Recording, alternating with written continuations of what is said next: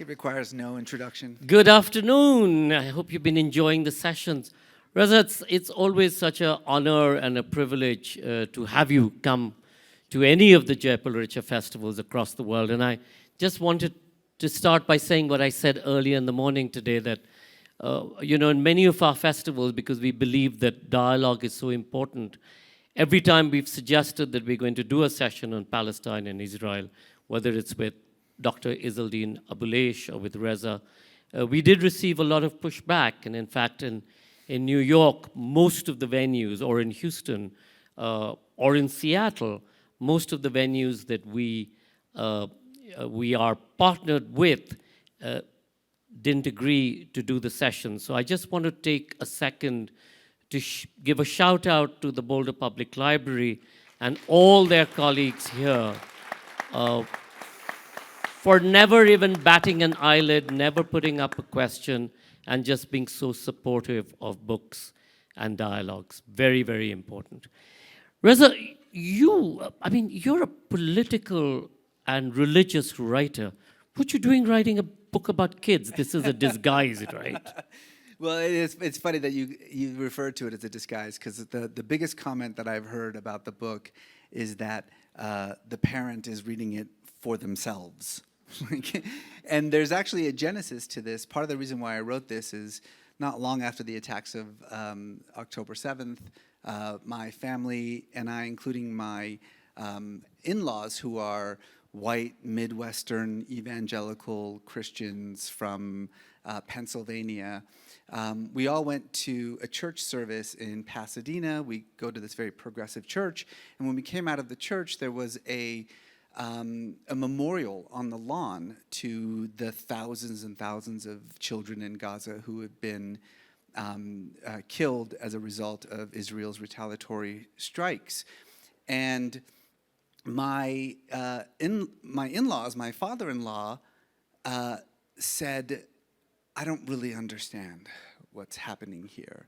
And so we all went to Starbucks, and on the walk to Starbucks, because my kids were also with me and they were listening in, although they tend to be a little bit more knowledgeable about what's going on, I decided that I would explain the genesis of this crisis to my 74, 75-year-old Midwestern white evangelical Christian father-in-law as though he were 5 years old. And when it was finished, he looked at me and he said, "This is the first time I've ever understood this." And I, at that point, thought to myself, if I write a kid's book and call it a kid's book, then the adults who read it and who buy it for their kids will have an opportunity to perhaps really understand this conflict in a way that, because of the way that we so often talk about it, they don't get an opportunity to do so. And that became the genesis of the book. What for me was really interesting when I got a PDF of this book was that how this problem for 3,000 years in many ways has been distilled so succinctly in this book. That must have been really difficult, because every page, it's just like a few lines on each page, but each page sort of gets to what the issue is. So how did you distill it? I mean, when you read the history of Israel and Palestine, and therefore the history of the world, or you read Simon Sebag Montefiore's Jerusalem, you keep wondering, how on earth can anybody make sense of what this is? Yeah.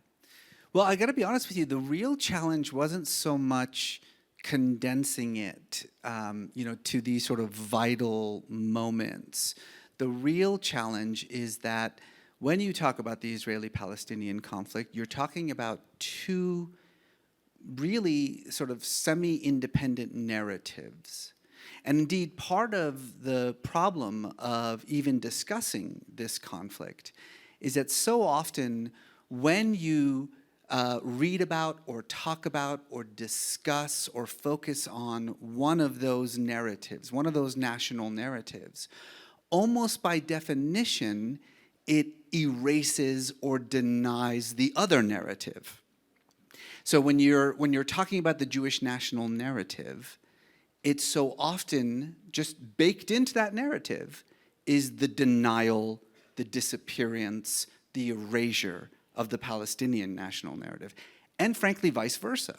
When you talk about the Palestinian national narrative, often the same thing happens, is that just the simple statements that are involved in that narrative erases the Jewish national narrative. So the real challenge was, is there a way to simply present both narratives at the same time in a way that doesn't, that interacts but doesn't deny the other narrative? And it's funny because, when I talk about this to adults, I think for a lot of adults, it's hard to imagine how you do that. Yeah, but is the response you hear immediately afterwards. But kids, as all the research on childhood education shows, kids, unlike adults, have the ability to maintain multiple, sometimes conflicting, sometimes contradictory narratives together in their minds, and to have equal weight for both. We've all, as parents, we've seen this in our lives, right? But they have the ability to do that. It's not an automatic issue for them where a moment of conflict or a moment of contradiction means that one of these narratives must be wrong, or one of these must be more right than the other. And so that's the thing I think that I'm proudest of, and the way in which at least the younger readers who have really gravitated towards this book have been able to come through it, getting precisely the sort of the moral that I was going after. Because understand, this is not a book about policy. If you're looking for a kid's book about Israel, Palestine that tells you how to solve the conflict, this is not it. This is not about solving the conflict. This is really just a challenge to the reader. Can you see both sides? Are you able to see this conflict through the other eyes? Can you walk in the other shoes? And that's it. That's the totality of the challenge here. Because if you can just do that, then, as the book says, you have a superpower. And that superpower is called empathy. And empathy, as most of the adults know who have been thinking about or talking about or following this conflict for 70 plus years now, is what's truly missing here. The ability to just simply say, I can empathize with both of these national narratives. I see them. I understand the value in both of them. They don't need to negate each other.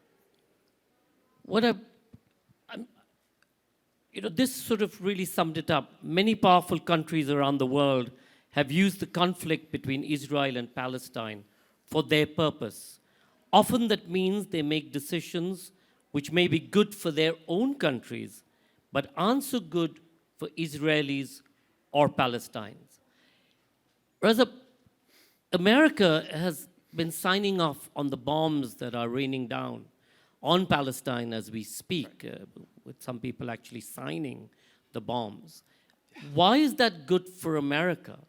And why isn't what we need to do is make sure that the Palestinians and Israelis, as Dr. Abuleish Izzaldin says, needs to be friends with each other and sort it out, rather than America? Why is it good for America, this war? It's not good for America, it's good for American policy makers. It's not good for America. So the argument that one often hears, and without getting too deeply into policy, but the argument that one hears for America's overwhelming support for Israel over the last 7 decades is that it benefits our national security interests, right? That's what we always hear all the time, that Israel is our best ally in the region, that support for Israel, military support for Israel, helps our national security interests in that region. Of course, that is absolutely false. In fact, the exact opposite is true. And everyone in the military and the national security apparatus will tell you this, that no. Our overwhelming military support for Israel makes us less safe. It makes our national security interests less secure in the region. And we have seen multiple reasons for that, multiple examples of it. So that's not the truth. It is not true. That is just a false excuse that you hear to mask the true reason we have 7 decades of overwhelming, I would personally say, blind support for Israel and Israeli policies when it comes to the Palestinian people. And that is because of religious reasons. Now, let me be clear about this. There is this false narrative that part of the reason why American politicians on both sides of the aisle are so overwhelmingly pro-Israel in their rhetoric, in their policies, in the decision-making that they do, is because they are somehow pressured by the American Jewish community. The American Jewish community is 6 million people, 80+% of whom are overwhelmingly Democrat, and the vast majority of whom support progressive policies when it comes to Israel, are against settlements, are against the colonial process, are against the right-wing government in Israel. That's not the problem. The problem is the 100 million evangelical Christians in the United States who overwhelmingly support Israel, not for political reasons, not for geostrategic reasons. They overwhelmingly support Israel for very specific religious reasons. And those religious reasons, they're complex, and we can discuss them a little bit more if you'd like later on, but they fundamentally involve an apocalyptic vision that they tend to share that involves, necessitates, many of them would say, the complete Jewish takeover of what is often referred to as Eretz Israel or biblical Israel, because the thought process is that in doing so, they will trigger the end times and the return of Jesus, et cetera, et cetera, et cetera. Now, we may be sitting in this room, some of us might be sitting in this room, particularly those of us who are secular-minded, and be thinking to yourself, that's the dumbest thing I've ever heard in my life. Like, that's insanity. And yet, it is fundamental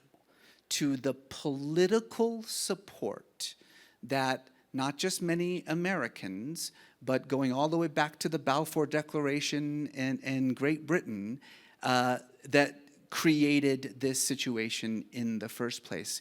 For better or worse, it is impossible to talk about the Israeli-Palestinian conflict without talking about this, in my view, frankly absurd cosmic aspect of it, in which the conflict is viewed not as a fight over land or security, a conflict over national identity or dignity, but a grand cosmic war over whether the word of God is true or not. That's an unwinnable conflict. And so if you want to know, there's a lot of things, but the primary thing that has kept us from finding any measure of peace or stability in this conflict since it began 7 decades ago, it's that. It's this cosmic patina that is put on it. It's not just by the 100 million evangelicals in America who support this very right-wing, very Israeli-centric view. It's the vast majority of people in our Congress who 100% agree with it, and whose policy is based not on what's best for Israelis, because this is not what's best for Israelis, or what's best for Palestinians, but this other motivation that they're not shy about, by the way, that they sort of openly profess. The Brits invariably are the baddies, you know. most Yeah, parts of the I world. think we all can all certainly. agree with that. Yeah, Yeah. Most things. Certainly back home The Brits, in India yeah. and in Palestine as well. You know, you talked about the Balfour Declaration. Did you want to just unpack a little bit, give us a context of that? Because it wasn't just the Balfour Declaration, it's also pre that. Yes. Without getting too sort of in the weeds of the history of this conflict.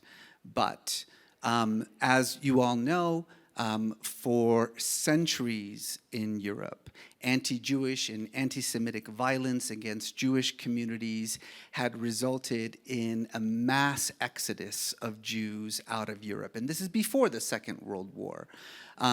Many of those Jews fled to communities in the Middle East, many of them to communities in Palestine, which, despite the fact that it had been known as Palestine for about a millennia at that point, had a significant Jewish community that lived side by side with its Christian and Druze and Muslim and you know, all its other various religious communities there. And which considered itself Palestinian Jews. Obviously, in the run-up to the Second World War and the horrors of the Holocaust, that exodus accelerated. As part of the process of that acceleration, obviously, Great Britain controlled Palestine at that time. Just to back up just a little bit and remind you that part of the argument that Great Britain made to the peoples of the greater Middle East was that if you fight on our side against the access, then we will grant you independence when this war is over. Obviously a lie, it was a complete lie. The massive influx of European Jews into Palestine was creating, as you can imagine, an enormous amount of conflict. The Balfour Declaration, which had come before this period, was a declaration by the British government that essentially said that the British government is, quote, open to, first of all, the British government supports Jewish immigration into Palestine, into historic Palestine, but that it's also open to the possibility of building within Palestine a distinct national entity, a state, for the Jewish people themselves. That's what most people know what the Balfour Declaration is. What people don't understand is that Lord Balfour was a evangelical, cosmic warrior Christian. And in his mind, this declaration wasn't a way to give safety and security to Jewish peoples fleeing violence and horror and murder. This was step one to the return of Jesus. So even then, even back then, that cosmic warfare conception was baked into the policies that ultimately created the state of Israel. Now, just to fast forward a little bit, obviously the Second World War is done. Great Britain is bankrupt. It wants desperately to get out of Palestine as badly as quickly as it possibly can.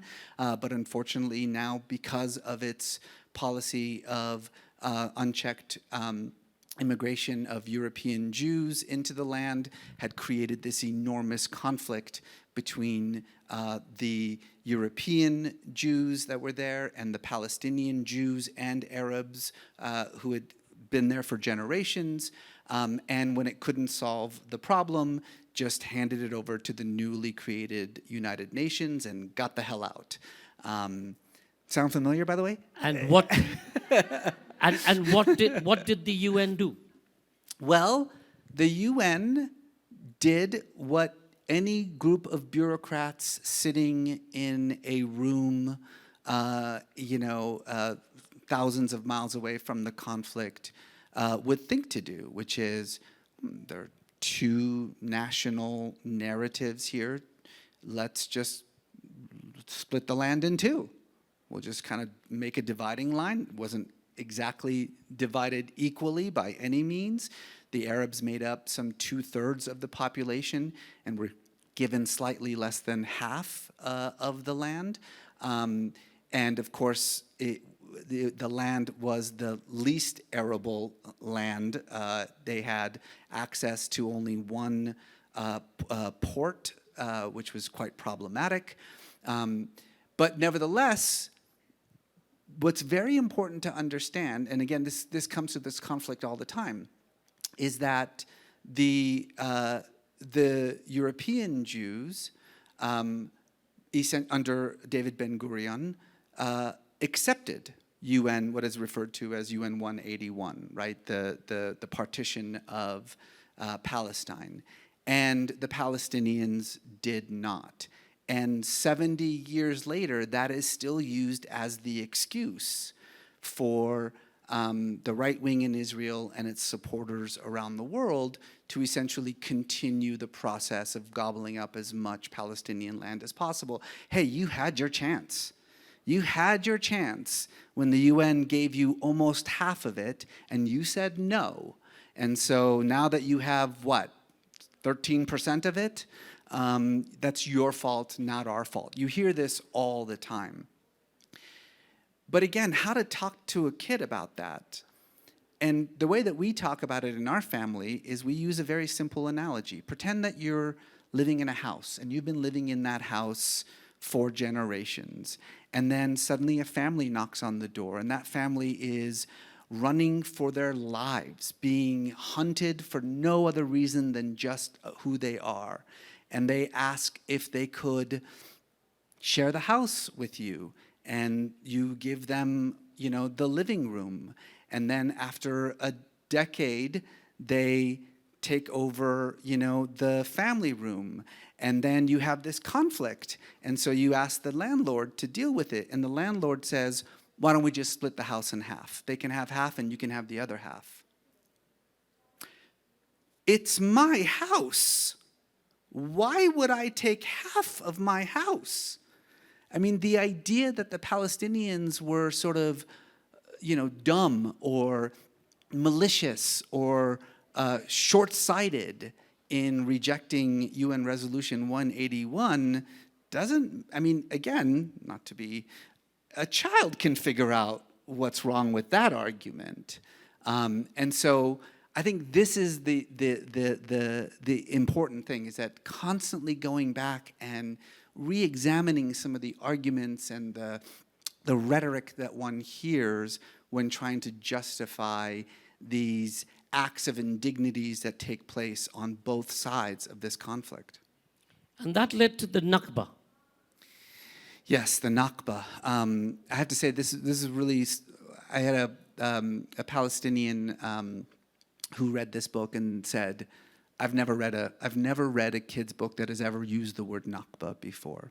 For those of you who are unfamiliar with the Nakba, it is an Arab word that means, it's an Arabic word that means catastrophe, and it's the word that Palestinians use to describe what happened after 1948, when Israel, just to back up a little bit, so the UN says we'll divide in half, Palestinians say no, Israelis say yes, the UN doesn't know what to do, so Israel just goes ahead and declares statehood, unilaterally declares statehood, and the next day the Arab states launch a war against Israel, ostensibly on behalf of the Palestinians.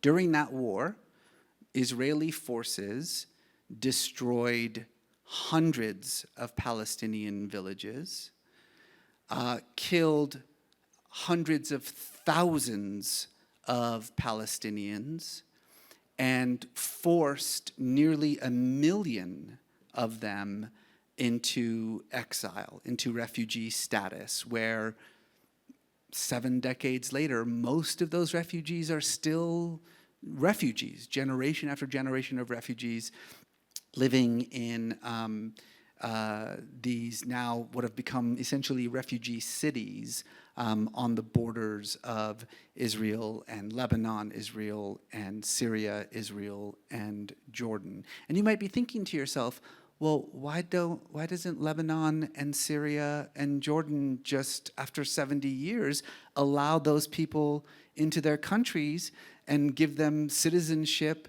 and give them rights and privileges.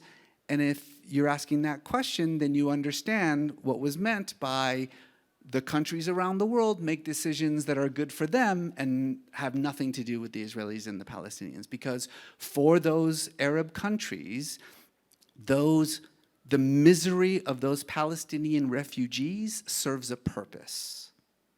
And it's a purpose that allows them to continue to paint themselves as champions of the Palestinian cause against Israeli oppression without actually doing a damn thing about it. And that is the Nakba. We are stuck in this cycle of violence, and you say that in the book. How do we get unstuck? I mean, you talked about the refugee camps and the cities, which are now, of course, all destroyed because they've been bombed. You talked about the refugees, many of them are now dead. And this cycle of violence doesn't seem to want to stop. It's just accelerated. Because at the end of the day, what's at stake? It's really now just a patch of land. And the religious argument is really the argument to get the land. Yeah.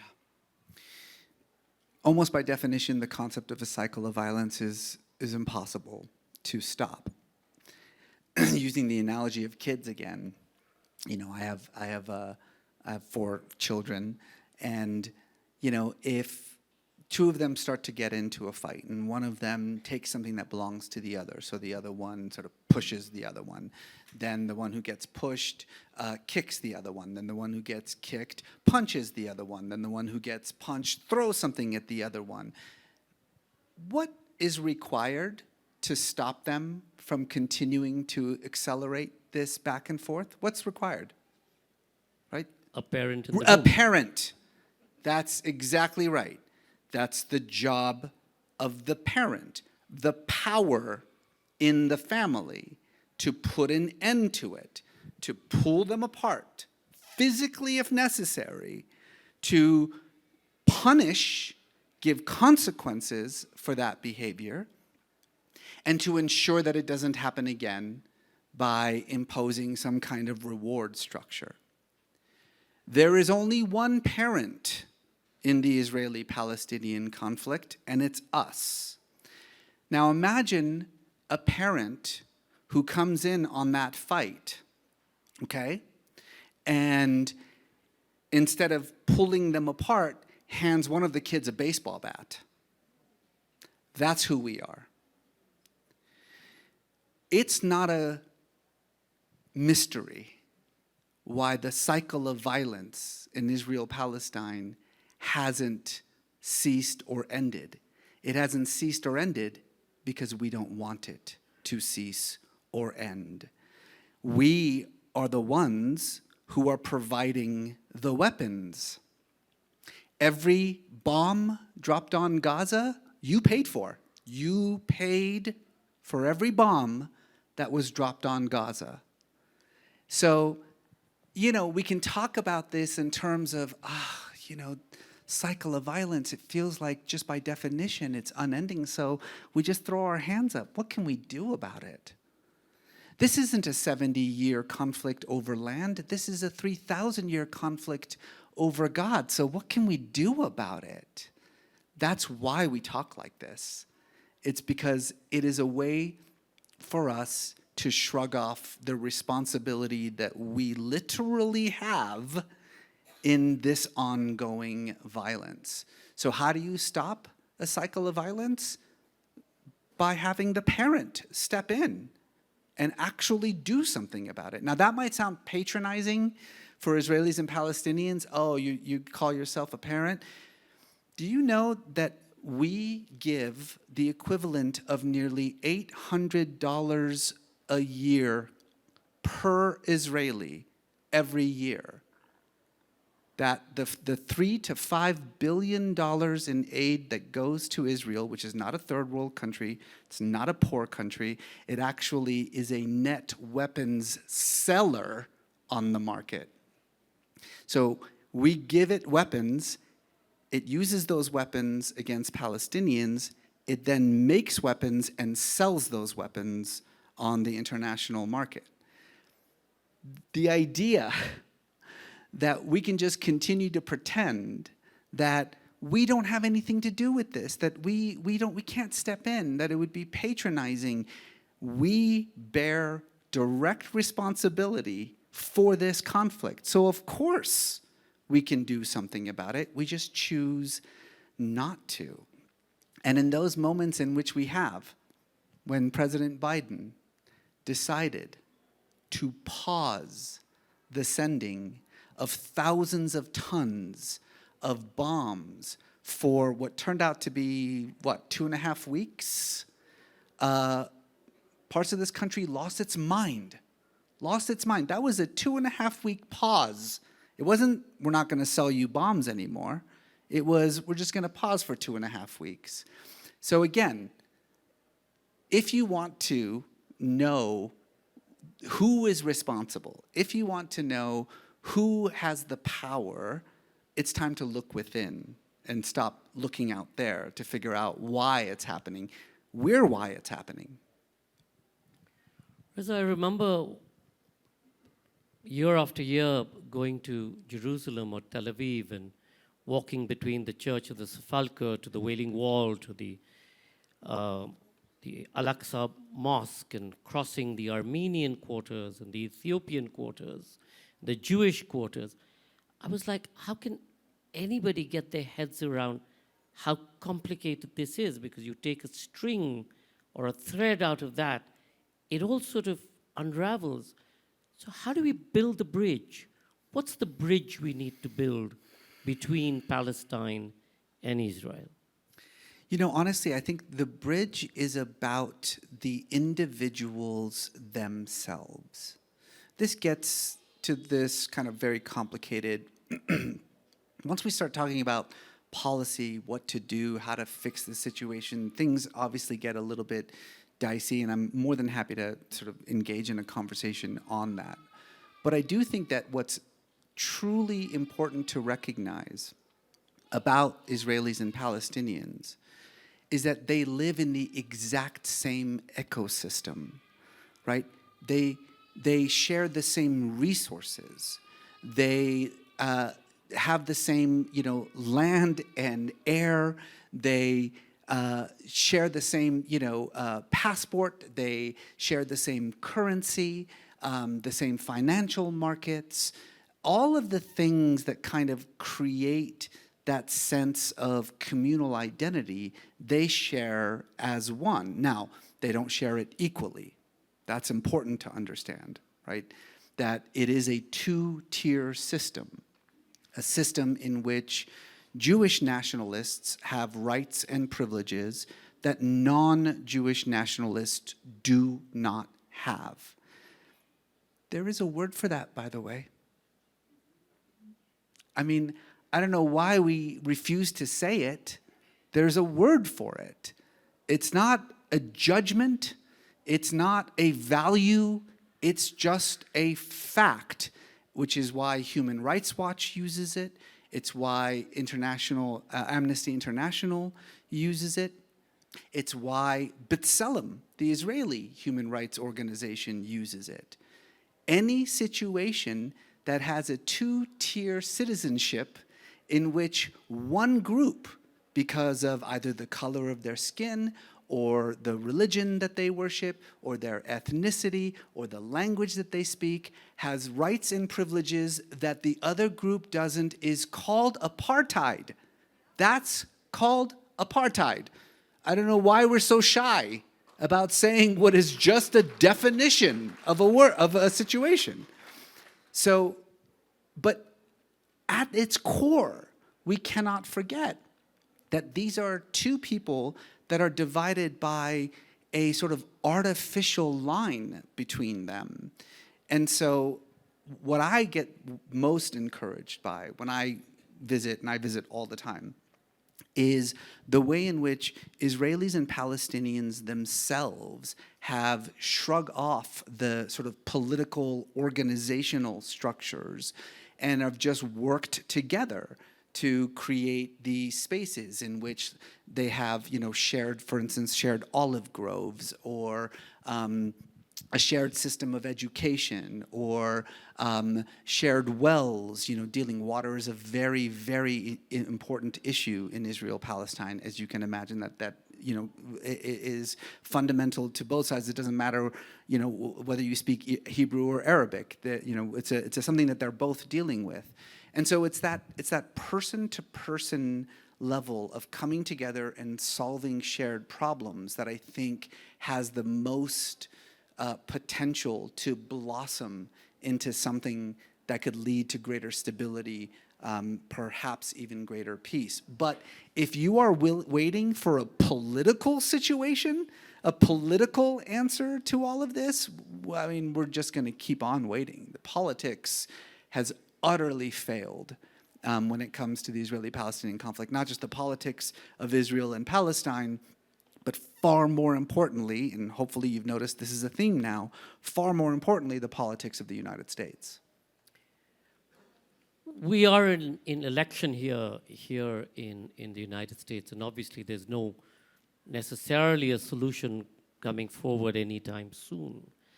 And yet you're seeing hundreds and thousands of kids being bombed and maimed, being starved, and in cases being raped as well.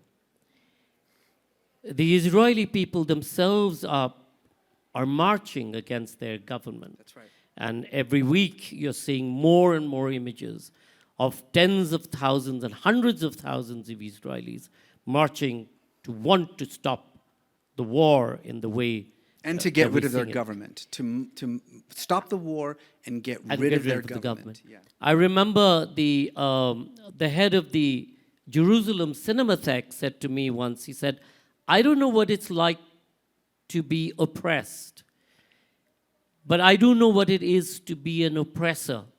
And when I come out, and his office is on the other side of the walled city, in the hill, and it's deep in the hill. And he said, when I come out, I don't want to see the sunshine, because I know as an oppressor what I'm doing every day, that I'm going to have to pay for it, if not today, tomorrow. Given that, there's still no solution. And again, partly why there's no solution is because the dynamics of politics in Israel, the complexities of how the Knesset works, allows for the most extreme voices, when given the opportunity, to make policy, to essentially be in charge. That's why it was important to say, we talk a lot about the almost weekly protests, the enormous protests taking place in Israel, as anti-war protests. They are anti-war protests, but they're also anti-government protests. They're not calling just for a ceasefire and the return of the hostages. They're calling for the downfall of this destructive, racist, fascist government that has hijacked the Israeli people, and especially of the war criminal Benjamin Netanyahu, who probably more than any other individual is responsible for the conflict reaching the heights in which it is reached today, but who has managed to avoid not just losing his position as prime minister, but avoid jail. By continuing. Why does it sound familiar? Yeah, exactly. By taking advantage of the way that politics and government works in Israel, how the Knesset works, how power works in the Knesset. When I talk to my Israeli friends, what's really interesting is that despite the fact that, we're in this incredibly horrific moment in this conflict, I have never seen them more optimistic. And I think that they're optimistic in a lot of ways because they see this as the sort of the bottom of the well, right? And I think they have understood that a lot of supporters of the right wing in Israel, who support them for various reasons, for economic reasons, for security reasons, etc., have now seen the veil removed, and they've understood that not only have those promises that they have been ostensibly supporting for decades, they've been, those promises haven't come true, that actually the policies have done the exact opposite of what these promises were supposed to be. It's a while before I'm going to, laud the surge of the Israeli left. We've talked about that for, many decades. But I do think that we're in a pivotal moment right now, which is why the election in the United States makes such a difference for a whole host of reasons. But let's just talk about this one particular reason. I understand when people say, it doesn't matter, Republican, Democrat, our Israeli policy is our Israeli policy. That's true. That is true. We have spent more money and sent more weapons to Israel under 3.5 years of Biden than we did under Trump. That's true. The difference, of course, between Kamala Harris and Donald Trump is that Kamala Harris, whether she will pursue a policy that is more even-handed, a policy that is in pursuit of what is the best interests of Israelis and Palestinians themselves, as opposed to what we have been doing, and I feel confident that she will. I think she has she's a new generation. She has a different conception of this conflict than certainly Biden does, whose version of this conflict is stuck in a time that doesn't exist anymore. The difference is that Donald Trump doesn't give a shit. He could not care less. For him, it's a blank check to Israel to do whatever the hell it wants to, whenever the hell it wants to. So yes, would there be some dramatic policy shift difference between a Democratic administration and a Republican administration? Maybe a slight one. But this isn't a Democratic versus a Republican administration. This is a Democratic administration versus a totalitarian, racist, serial lying megalomaniac who is a sociopath who couldn't care less about anything except his own well-being. It's not policy. It's not policy. One person has a policy that you may or may not agree with, and one person is a dangerous moron. I'm going to open it up to the House in just a second. Reza, much of your work has been seminal. Your work on the Jesus of Nazareth, for example, is really quite an incredible piece of writing, and I think the book is available downstairs, and I would persuade all of you to go and buy it. But it's also been about politics, so religion and politics, politics and religion. Is there a difference? No. No, there isn't. Let's begin with understanding what religion is. The most important thing to understand about religion is that it is not about beliefs and practices, right? Of course, the things that you believe, the rituals that you take part in, those are important when it comes to your religion. But when you say, I am Muslim, I am Christian, I am Jewish, I am Hindu, I am Mormon, you're not making a faith statement. You are making an identity statement. You're not saying what you believe, because you could say, I am Jewish, and what you believe could be a whole host of things, right? I am Christian, I am Hindu, and your beliefs could run the gamut. When you say those phrases, you are making an identity statement. And as an identity statement, what you are truly talking about is how you understand yourself in this indeterminate world. And so if it is an identity statement, then that means it is wrapped up in all of the other identity markers that you have: your race, your gender, your sexual orientation, your nationality, your ethnicity, your socio-political status, right? Your class, and of course, your politics. The phrase, I am Christian, encompasses all of those things, all of them. So it's not just that you cannot separate religion from politics.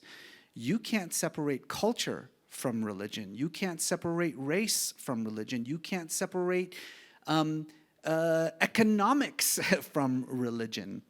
Religion is a kind of superstructure, a sort of shorthand for how you understand yourself, how you see yourself in the world. So we shouldn't, be surprised by the fact that so much of our political rhetoric comes in religious terms, right? That so much of the way that we talk about our culture or even our national identity seems tinged with this kind of spiritual patina, that even when we talk about money, right? When we talk about finances, when we talk about economic policy, we can't help but do so by bringing in religious ideologies, because religion, whether we like it or not, holds the most currency for the masses. It is a way of speaking that can summarize enormously complex feelings, ideas, viewpoints into very easy to understand, easy to swallow little bites. And also, it is a very effective way of drawing connectivity with each other, right? It's very hard to sort of, you have to really know someone, right, before you start to see all the ways in which the things that you have in common, your viewpoints, the way that you understand the world, your values, your morality, and all those things. But I'm a Muslim. Okay, we have this connection already. It's almost shorthand for that connection that we have, which is why I say it's a kind of language, it's a kind of rhetoric that holds the most amount of currency for the masses, which is why it's used by our politicians all the time, whether they actually believe the thing that they're saying or not. It's the easiest way to say, I'm one of you. Did you hear Donald Trump last week call himself a Christian? I mean, come on. Come on. He doesn't mean that. In fact, he wasn't even really saying that. He was just saying, I'm like you. I'm like you is what he was saying. And it works. I'm like you. Religion is, of course, also the most emotive way to rally people for war, as we've seen. Questions? Yeah. Can we get a mic to you, Mohit?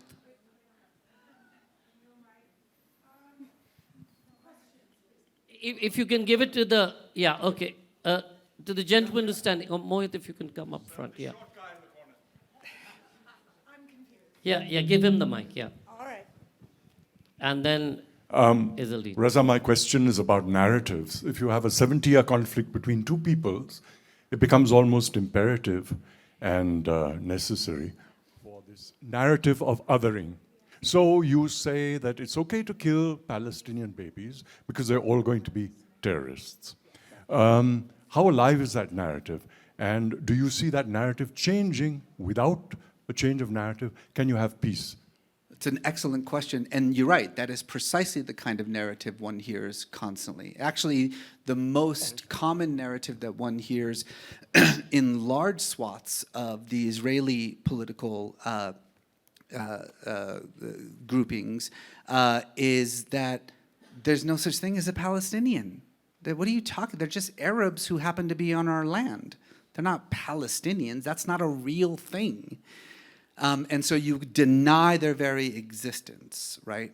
And then on the flip side of that, you hear this constant refrain all the time, which is why you have such a massive surge in global anti-Semitism, which is that if you're a Jew, it doesn't matter if you're a Jew in Denver or if you're a Jew in Argentina, then you are an Israeli. And if you're an Israeli, then you're responsible for the Israeli government's actions, that you are somehow, you bear responsibility for colonialism and the settlements, and that thus you have these horrific acts of violence taking place against Jewish communities across the world, the vast majority of whom have obviously nothing to do with the conflict, but ironically are mostly supportive of Palestinian rights and Palestinian dignity.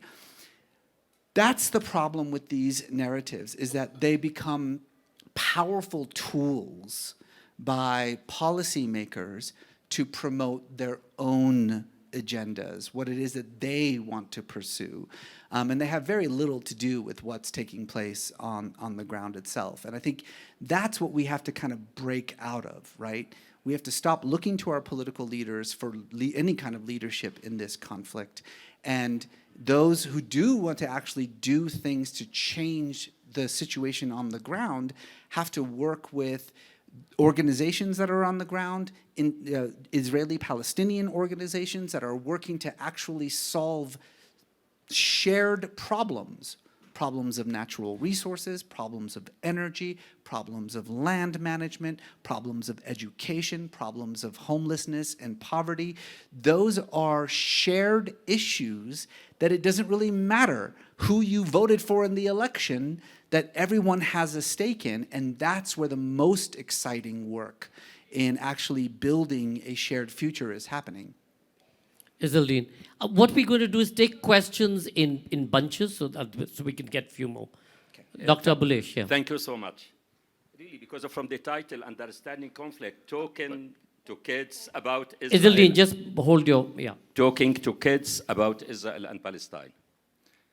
Talking to kids, it's happening on a daily basis. It's happening live now. Mm-hmm. The people that are watching it, not based on narratives, and to write to them, the university, the students, the secret now is disclosed. So they see it and they live by it, which is important. And what is happening in Palestine is unprecedented in any part of the world. You mentioned Balfour Promise. Balfour Promise, what it says, His Majesty's government view with favor the establishment in Palestine of a national home for the Jewish people. Give me an example in this world that it happened. This is injustice, and it's a kind of colonization and recolonization. And when you speak both sides, and I heard that you mentioned we share passports. We don't share passports. I have a travel document as a Palestinian. It's not passports. I have to cross the points, the checkpoints, everything on a daily basis. We need to live together. We need to share together, but based on equality, dignity, rights, and justice, and to end the occupation, to be free, not to be under or someone superior to us. That's what we need. And we as Palestinians, you know that. We accepted 22% of the historical Palestine to establish two-state solutions and East Jerusalem as the capital. What happened? And what can you act? What are you telling the kids in case the Knesset to have a law, no for two-state solution, no for the establishment of a Palestinian state? What are you going, just to negotiate, to talk, or you have to find a way? Where? Can the world listen to us? Can the world think of us and to do something? There is difference between the patient and the doctor. I am a gynecologist. A woman who is in labor, in agony, and to come to her, please find a way to tolerate the pain. I think this is injustice and unfair. 100%. Which is why, hopefully, one thing that you've noticed is that at no point have I ever advocated for negotiations. Did I ever use the word negotiation? I've never said anything about the two-state solution and getting back to the table and talking about how to create, an independent. I never said any of those words because they are all lies. There is no two-state solution. That's by design. There will never be a two-state solution. There will never be a Palestine. That is by design. You are correct. UN Resolution 242, which the Palestinian Authority accepted, essentially offered 22% of Palestine. The Israelis also accepted that. And since that time, Israel has gobbled up more and more Palestinian land. So this is the only policy thing that I'm going to say, because this is not a conversation about policy. It's a conversation about communicating this intractable conflict to children and why it's important to do so, why it's important not to look away, despite the fact that we may want to look away. But if you hear someone tell you,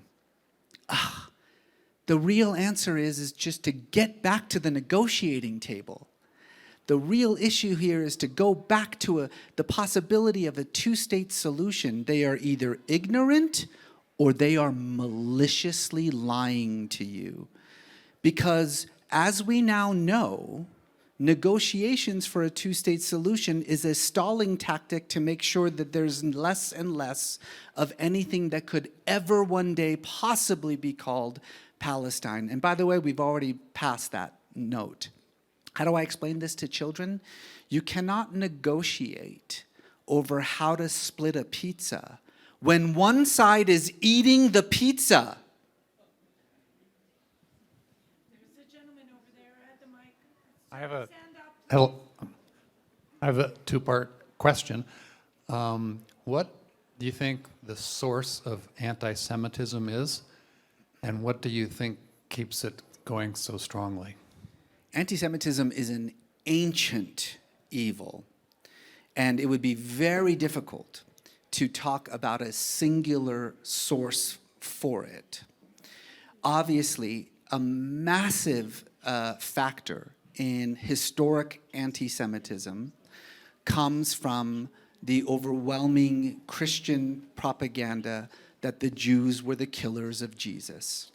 That blood libel idea has led to 2,000 years of horrific anti-Jewish and anti-Semitic violence at the hands of Christian empires, Christian kingdoms, Christian nation states. And that is still very much a part of it.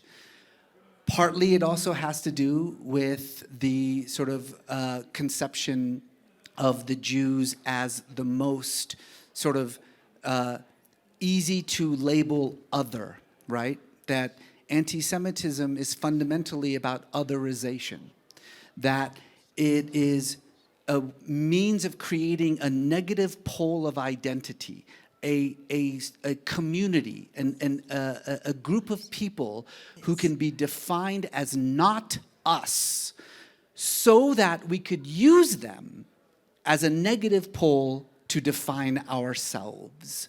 And certainly in the last 200 years, in what we call sort of the modern world, the creation of the nation state, the post-Westphalian reality, that has been a major source of anti-Semitism. Contemporary anti-Semitism, and certainly the overwhelming surge that we are seeing around the world today, is very difficult to divorce from the situation in Israel. And I've already talked about one reason for that, but I do want to emphasize one other part of this, which is why so often Jews themselves refer to this particular Israeli government as sort of promoting anti-Semitic ideas. And part of it has to do with the fact that Netanyahu, in order to promote his own right-wing policies, and again, to stay out of jail, repeatedly talks about himself not as the prime minister of Israel, but as the leader of the Jewish people.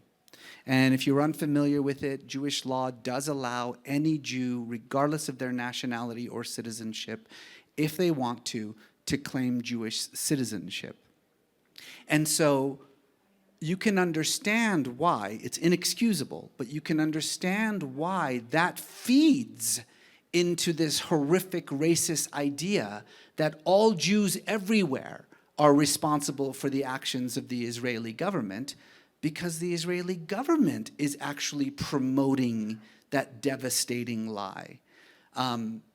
But to really talk about like the causes of global anti-Semitism for the last 3,000 years would take a lot longer than that. But those are some of the sort of the touch points that I think are necessary when talking about what is a very real, it's not a made-up thing, a very real, very destructive, very violent and inexcusable form of racism against the Jewish people. I'm going to take just 3 questions in a cluster, so hold the answers. Pramila, Jesse, and the back. There, Yeah. over there. Yeah.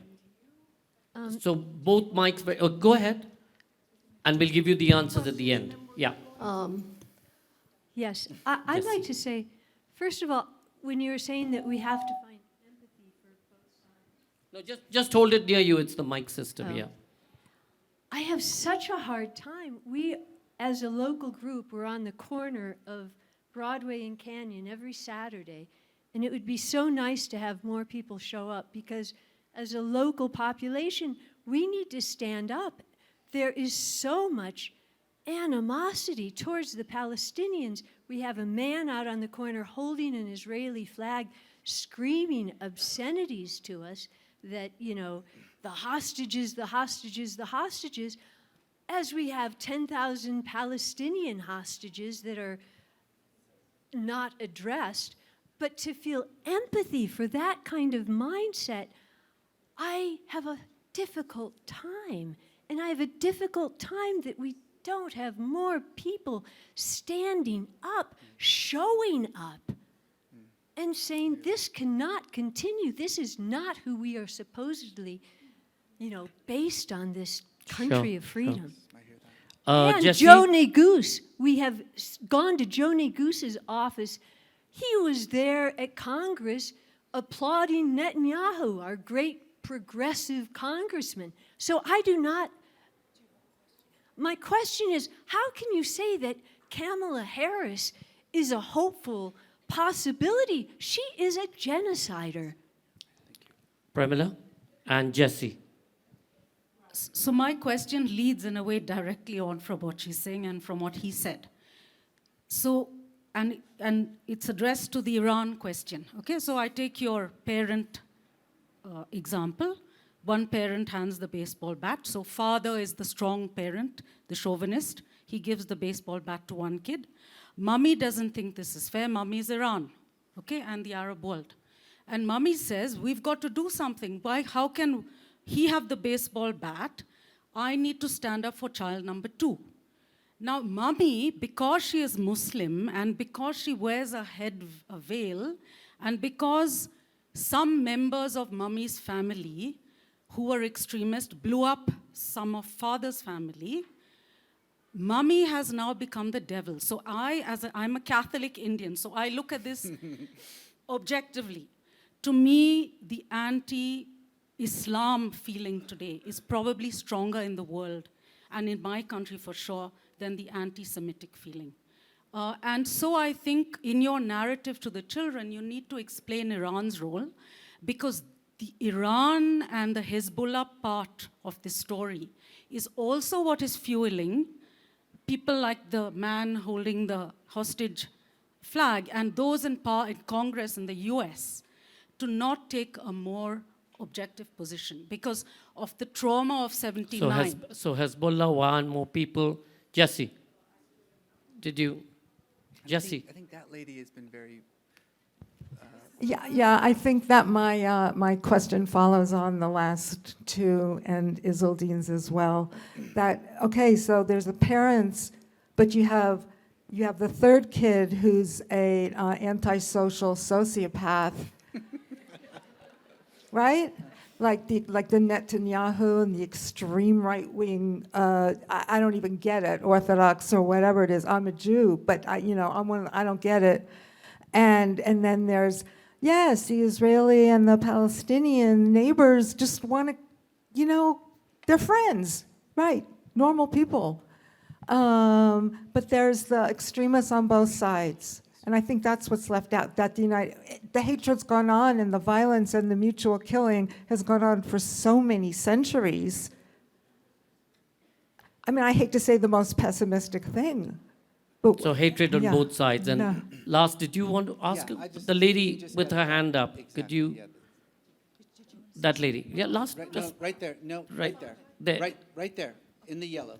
it's okay, let's take the question. Such a close election. Here comes your. Then why is it such a close election?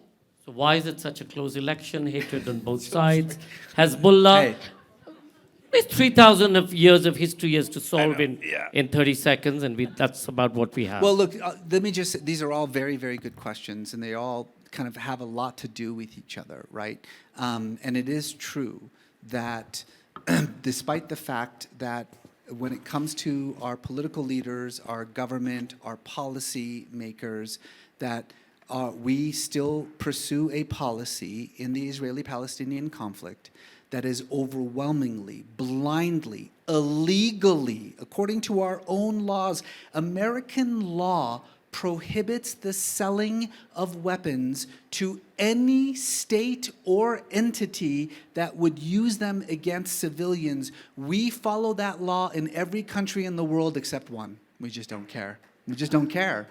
Except for Israel, we just literally break our own laws. We don't care.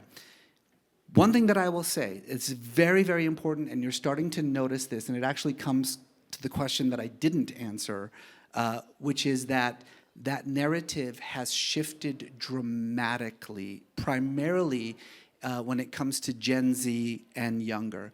This is a generation that didn't grow up with the sort of narrative of the Holocaust and of 48 and 56 and 73, those sort of touchstones of Middle East history that have affected Americans in the way that they think of this conflict. Gen Z and below couldn't care less. There's no complications for them when it comes to the Israeli-Palestinian conflict. There's no question as to who's the David and who's the Goliath. One has nuclear weapons. One doesn't have a military. So it's very clear to them. And so what we're seeing right now in America, which I think is very fascinating, is this sudden shift in that narrative by one generation clashing against the stilted narrative, which hasn't been right for decades, by this older generation. And that the older narrative is going to get swallowed up. It is. And look, I'm not saying Kamala Harris is going to become president and then suddenly start talking about Palestinian freedom, and stop selling weapons to Israel. I don't think that that's going to happen. But what I will say is that she is, in a sense, this bridge in this narrative. She doesn't represent the old Biden conception of the Israeli-Palestinian conflict. She doesn't yet represent the Gen Z conception, but she is a kind of bridge there. And so she has the ability to be convinced of a policy that would be more in line with not just international law, but American law, I hope. Perhaps. But again, it's a binary choice. It's either someone who might be convincible and a serial sociopathic rapist. So pick one. Ladies and gentlemen, Reza Aslan with a very simple story on a very complicated issue.